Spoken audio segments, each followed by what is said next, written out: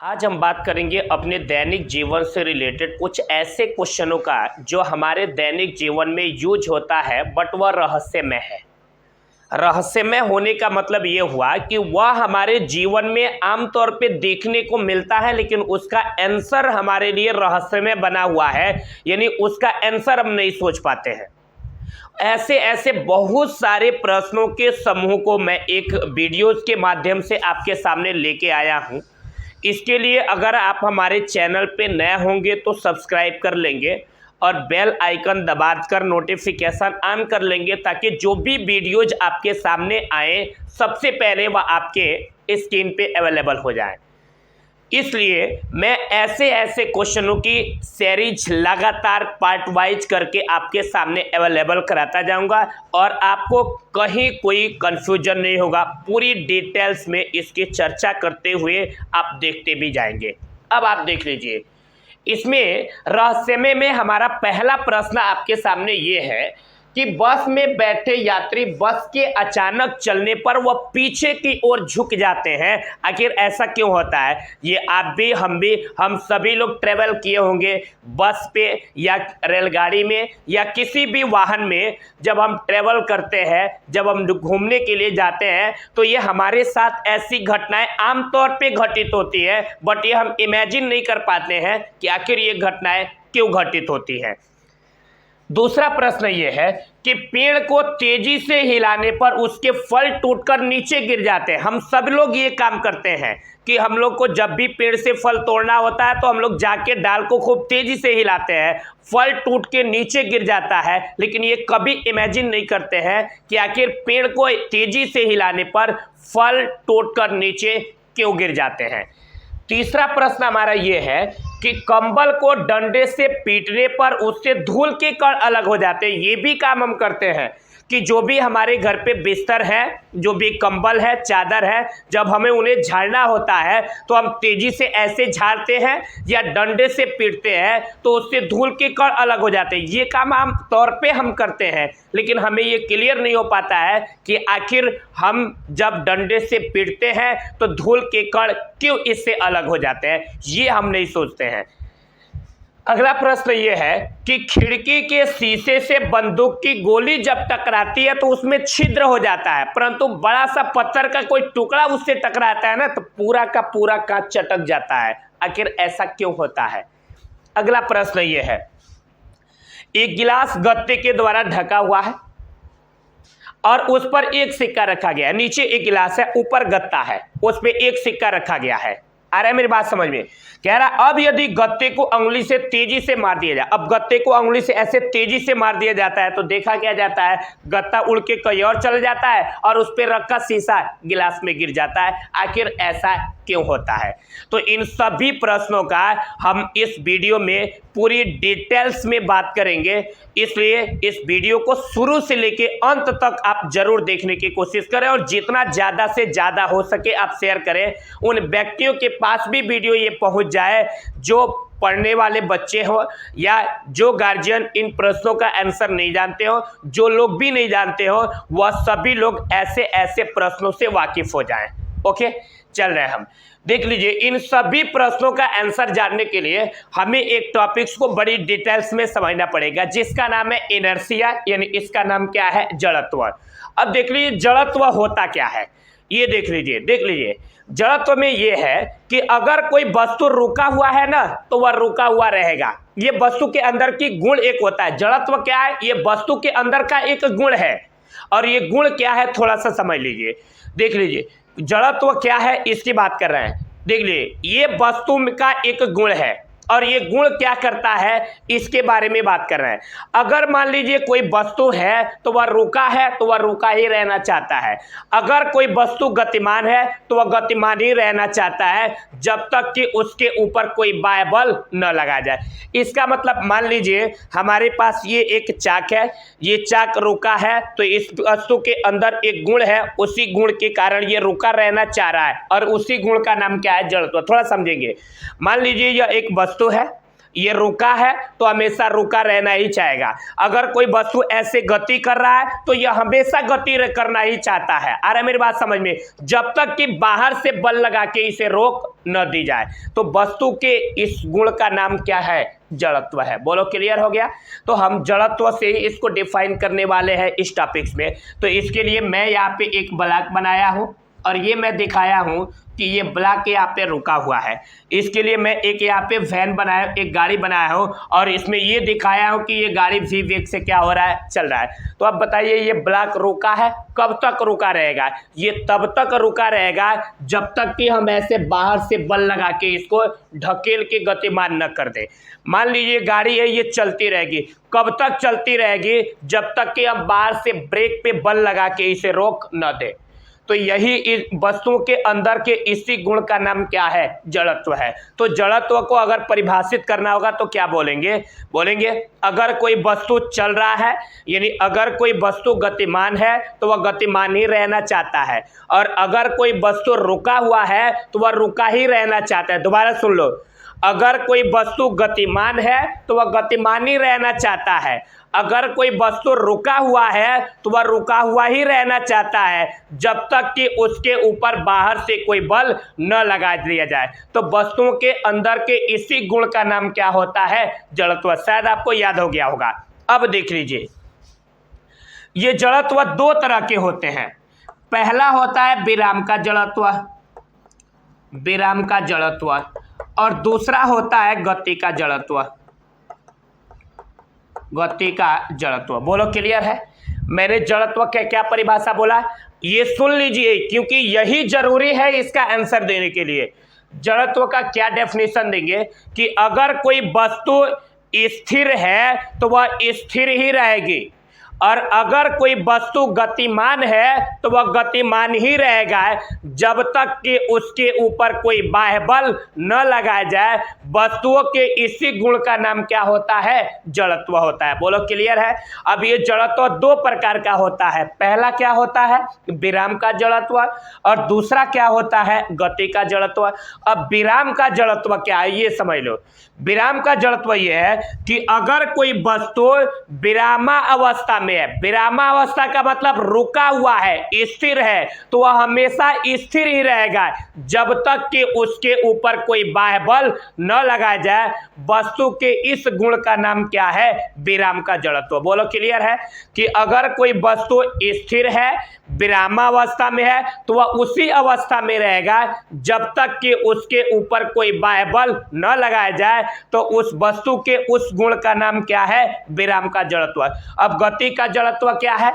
अगर कोई वस्तु गतिमान है तो वह गतिमान ही रहेगा जब तक कि उसके ऊपर कोई बाह्य बल न लगाया जाए। तो वस्तु के इस गुण का नाम क्या होता है? गति का जड़त्व। तो हम पहले बात करेंगे ये विराम के जड़त्व, यानी जितना भी ये प्रश्न लिखे हैं इन सभी प्रश्नों का एक आंसर क्या होगा? विराम का जड़त्व। यानी विराम के जड़त्व के कारण ये घटनाएं घटित होती हैं। अब हम एक एक प्रश्नों का आंसर देंगे और आप समझने की कोशिश करेंगे पूरी डिटेल्स में। ये देख लीजिए, बोले हैं बस में बैठे यात्री बस के अचानक चलने पर पीछे की ओर गिर पड़ते हैं, क्यों? अब देख लो, जब कोई व्यक्ति बस में ऐसे बैठता है तो व्यक्ति का नीचे वाला जो हिस्सा होता है वह बस के साथ विरामा अवस्था में रहता है। समझिएगा ध्यान से, दोबारा सुन लीजिए। क्वेश्चन क्या है? बस में बैठे यात्री बस के अचानक चलने पर पीछे की ओर झुक जाते हैं, क्यों? देखिए इसमें होता क्या है, देख लीजिए। मान लीजिए ये एक बस है, इमेजिन इसमें ऐसे कोई व्यक्ति ऐसे क्या है बैठ गया, ठीक है। व्यक्ति का जो ये नीचे वाला हिस्सा है ये इस बस के संपर्क में है। तो देखिए होता क्या है कि जब बस अचानक गतिमान होता है तो देख लीजिए बस जब अचानक बढ़ेगा तो ये ऐसे बड़ी तेजी से आगे बढ़ता है बस। तो अब इसमें होता क्या है कि व्यक्ति का शरीर का नीचे वाला जो ये हिस्सा है ये इस बस के साथ बड़ी तेजी से गतिमान हो जाता है, क्योंकि इससे चिपका हुआ है भाई, क्योंकि जब व्यक्ति बस में बैठा है तो नीचे वाला हिस्सा बस के संपर्क में है और ऊपर वाला हिस्सा बस के संपर्क में नहीं है।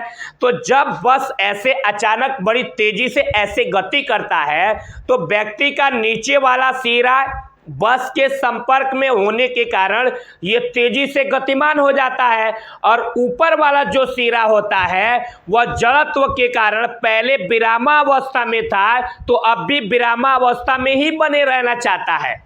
दोबारा सुन लीजिए, अभी पढ़े हैं विराम के जड़त्व। अगर कोई वस्तु स्थिर है तो वह स्थिर ही रहना चाहता है जब तक कि उसके ऊपर कोई बाह्य बल न लगा जाए। तो ऐसे ही मान लीजिए ये व्यक्ति है, नीचे वाला ये इसका शरीर का हिस्सा है, ये बस के जब बैठता है तो बस के संपर्क में हो जाता है। तो जब बस ऐसे गतिमान होता है, ये गत्ता बस मान लो, जब बस ऐसे गतिमान होता है तो ये व्यक्ति के शरीर के नीचे वाला हिस्सा गतिमान हो जाता है, परंतु ऊपर वाला हिस्सा बस के संपर्क में नहीं रहता है। तो ऊपर वाला हिस्सा पहले रुका हुआ था तो अब भी रुका हुआ रहना चाहता है। तो देख लीजिए ये नीचे वाला हिस्सा ऐसे गति कर गया और ऊपर वाला वही रहना चाहता है, इसलिए व्यक्ति पीछे की ओर क्या होता है, झुक जाता है। बोलो क्लियर हुआ? दोबारा से सुन लीजिए, कंफ्यूजन क्रिएट हो रहा होगा, कोई कंफ्यूजन नहीं हो रहा है इसमें। फिर समझा दे रहा है कि मान लीजिए ये चाक व्यक्ति है, जब ये बस में बैठा तो इसके नीचे वाला हिस्सा इस बस के संपर्क में आ गया और जब ऐसे बस तेजी से गतिमान होगा तो नीचे वाला सिरा तो गतिमान हो जाएगा, परंतु ऊपर वाला सिरा पहले रुका हुआ था तो अब भी रुका हुआ रहना ही चाहेगा। तो मान लीजिए रुका हुआ रहना चाह रहा है और नीचे वाला गतिमान हो गया तो व्यक्ति पीछे की ओर क्या होता है, झुक जाता है। तो इसका मेन आंसर क्या है, विराम के जड़त्व के कारण। बोलो क्लियर हो गया? ये देखिए अगला प्रश्न है, पेड़ को तेजी से हिलाने पर उसके फल टूटकर नीचे की ओर गिर जाते हैं। अब देखिए होता क्या है, मान लीजिए जब तक हम पेड़ को नहीं हिलाते हैं ऐसे फल विरामावस्था में बना है। मान लीजिए ऐसे उसके टहनी के साथ ये तना के साथ ऐसे फल लगा है, इस तरह से ये विरामावस्था में ऐसे बना है। अब होता क्या है, जब हम डाली को बड़ी तेजी से हिलाते हैं, समझिएगा ध्यान से, जब डाली को बड़ी तेजी से हिलाते हैं तो ये फल विराम, डाली को जब तेजी से हिलाएंगे तो इसका तना ऐसे गतिमान हो जाएगा और फल विरामावस्था में पहले था तो वह अब भी विरामावस्था में बना रहना चाहेगा। आ रहा है मेरी बात समझ में? मान लीजिए आप ऐसे इमेजिन कर लीजिए, ये इस तरह से मान लीजिए ये डाली है, ये तना है और इसमें ये क्या है, फल है। जब हम बड़ी तेजी से ऐसे डाली को हिलाएंगे बड़ी तेजी से तो ये डाली क्या होगा, बड़ी तेजी से गतिमान हो जाएगा, लेकिन इसमें लगा हुआ जो ये फल है ये जड़त्व के कारण पहले रुका हुआ था तो अब भी रुका हुआ रहना चाहेगा। तो अब आप देखिए ये डाली खूब तेजी से गति कर जाएगा और फल रुका हुआ रहना चाहेगा। आ रहा है मेरी बात समझ में? इसलिए जो टहनी होगा वह फल से क्या होगा, टूट जाएगा और फल नीचे क्या होगा, गिर जाएगा। बोलो क्लियर हो गया? दोबारा सुन लीजिए मैं क्या बोल रहा हूँ। मान लीजिए ये डाली है और नीचे ये क्या चीज़ है, फल है। आ रहा है मेरी बात समझ में?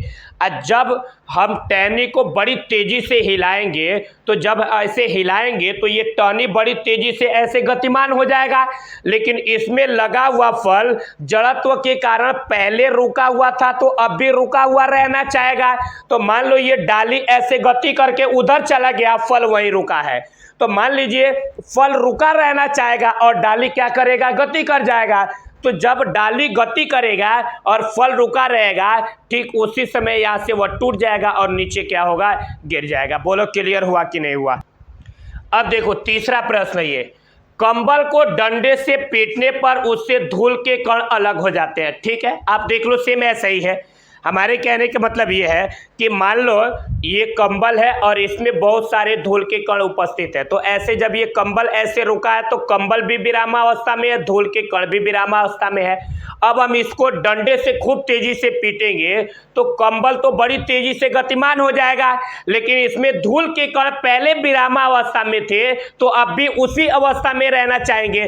तो मान लो पहले धूल के कण यहाँ रुका हुआ था, रुका रहना चाहेगा और कंबल क्या किया, गति करके आगे बढ़ गया, तो धूल का कण यहाँ रुका रहेगा तो नीचे गिर जाएगा। बोलो क्लियर है? दोबारा सुन लो। मान लो ये एक कंबल है इसमें उपस्थित धूल के कण होंगे। आ रहा है मेरी बात समझ में? धूल के कण यहाँ उपस्थित है इस पॉइंट पे, ध्यान से देखना, इस पॉइंट पे उपस्थित है। और जब कंबल को बड़ी तेजी से पीटेंगे, पीटने से पहले 1 मिनट और सुन लो। मान लो ये कंबल है, इसमें धूल के कण उपस्थित हैं। आ रहा है मेरी बात समझ में? अब क्या है, कंबल भी विरामावस्था में है, धूल के कण भी विरामावस्था में है।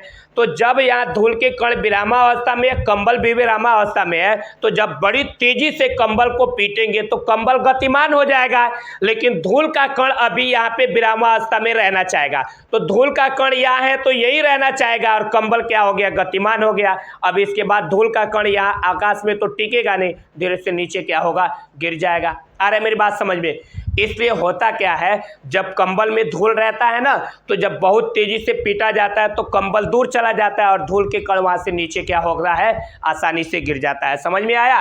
मान लो ऐसे ये कंबल है, इसमें ये धूल के कण ऐसे क्या है, उपस्थित है। और जब कोई व्यक्ति कंबल को ऐसे पीटता है तो कंबल यहाँ गति कर जाता है और धूल के कण यहीं रुके रह जाते हैं, इसलिए ये जमीन पे नीचे क्या होते हैं, गिर जाते हैं। बोलो क्लियर हो गया? इसके बाद अब देखेंगे, कह रहा है खिड़की के शीशे से बंदूक की गोली के टकराने पर शीशे में एक छोटा सा गोल छिद्र बन जाता है, परंतु पत्थर टकराने पर शीशा पूरा क्या होता है, चटक जाता है। अब देखो, मान लो ये एक शीशा है, ये वाला, और ये सब के सब इसके ये एटम है, ये पदार्थ है। अब देखो होता क्या है, जब बंदूक की गोली इस पे पड़ती है तो बंदूक की गोली की स्पीड बहुत तीव्र होती है। आ रहा है मेरी बात समझ में? बहुत तेजी से आता है।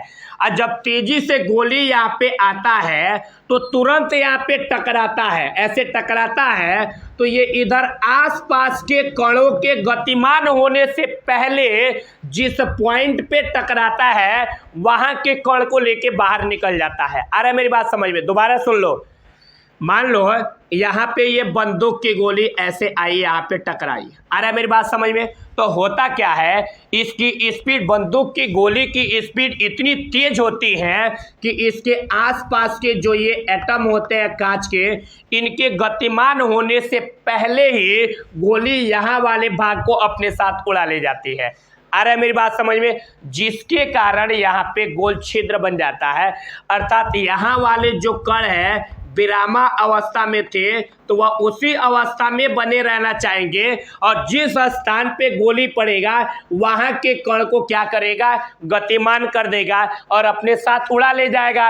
और ये कण जड़त्व के कारण विरामा अवस्था में थे तो वह उसी अवस्था में बने रहना चाहेंगे, जब तक ये गतिमान होने की टाइम आएगी तब तक गोली उड़ा ले गया रहेगा। आ रहा है मेरी बात समझ में? लेकिन वही जब पत्थर का एक बड़ा सा टुकड़ा आके इस पे टकराता है तो अब देखो क्या होता है, इसकी स्पीड धीमी होती है।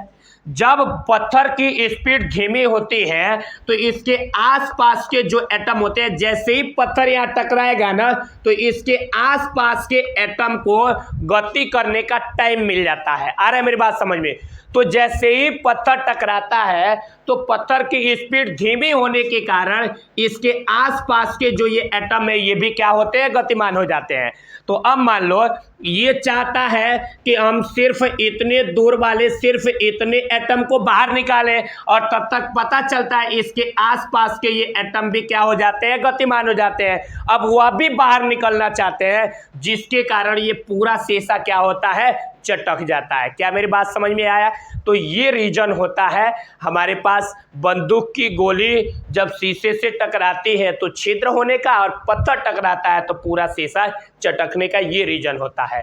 ओके, अब यहाँ देख लो, इसके बाद ये है कि एक गिलास गत्ते के द्वारा ढका हुआ है, यानी ये एक नीचे एक गिलास है ये वाला, और एक गत्ते के द्वारा ढका है और इसके ऊपर एक सिक्का रखा गया है। कह रहा अब यदि गत्ते को अंगुली द्वारा तेजी से मार दिया जाए, यानी अब गत्ते को ऐसे अंगुली द्वारा तेजी से मार दिया जाए तो गत्ता गतिमान हो जाता है और और ये जो सिक्का होता है वह गिलास के अंदर गिर जाता है। आखिर ऐसा क्यों होता है? तो इसका भी आंसर क्या होगा, विराम के जड़त्व के कारण। देखो कैसे, मान लीजिए हमारे पास ये एक गिलास है, ठीक है, इसके ऊपर ये गत्ता है और गत्ते के ऊपर ये क्या है, सिक्का है।